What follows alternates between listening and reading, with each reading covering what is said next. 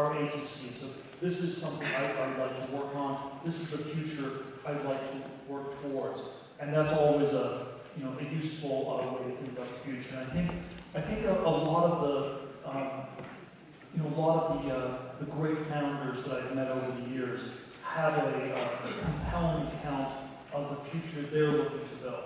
And they're going to build it, and they're going to make, the way they can know what the future will hold is if they go about building it themselves. And if you can't know anything about the future, but maybe you can shape it some if you work to build in it directly. Now, as an investor, the contrarian business question is what great business is nobody doing, building, intellectual, what great truth does nobody agree with you on. The contrarian question as an investor is always what great company is nobody investing in. And so it's always, again, so it's always sort of two parts. What is this company a great company? And then secondly, why does nobody else see it?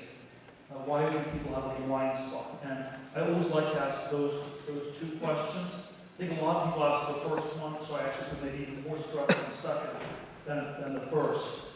If you think of it in terms of competition, I want to invest in monopolies, so that's a good company's monopoly. That's the way you answer the first question. But then the second one, I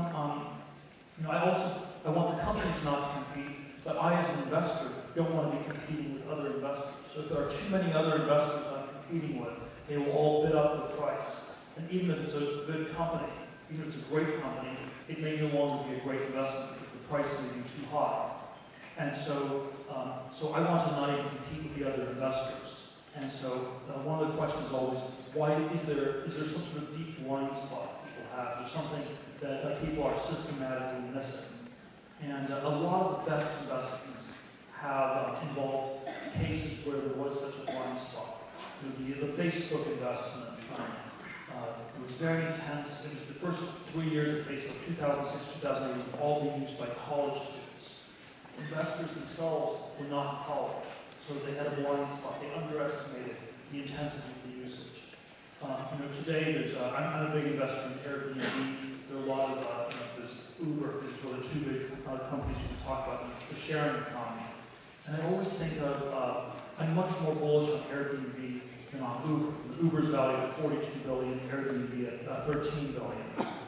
And investors like Uber because the investors themselves drive black town cars. And so they use Uber and they tend to overvalue it.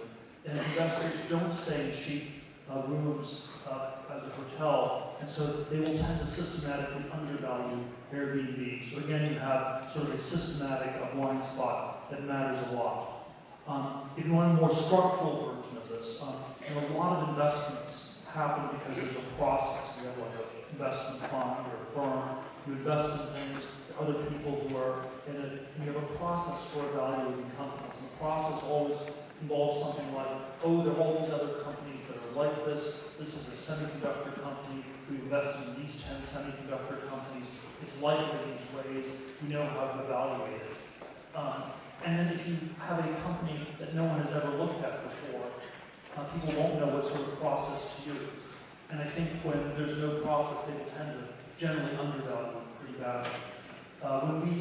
When we invested in Elon's SpaceX company in 2008, the feedback was, well, that's really crazy. How can you invest in a rocket company? What do you know about rockets? And the answer was we knew very little about rockets, but all the other investors knew nothing at all about rockets. They had never invested in a rocket company in 40 or 50 years. And because they knew that they knew nothing at all, they didn't even look at SpaceX. As a result, we were the only people to look at SpaceX. And as a result, it was actually, we invested at a valuation of about $300 million in 2008. It's probably worth a little bit over $10 billion today. And so I think it's all this. There are all these sort of systematic, biases that exist. It's very important to try to think through them very carefully. Okay.